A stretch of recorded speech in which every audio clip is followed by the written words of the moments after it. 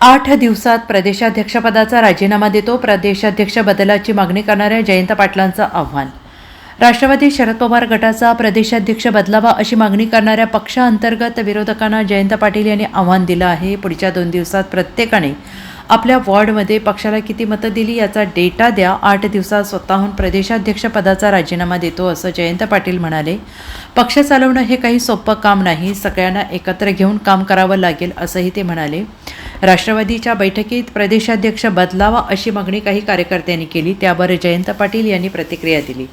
पदाधिकाऱ्यांच्या मागणीनंतर जयंत पाटील म्हणाले की पक्ष चालवणं हे काही सोपं काम नाही, जोरदार भाषण करून उपयोग नसतो.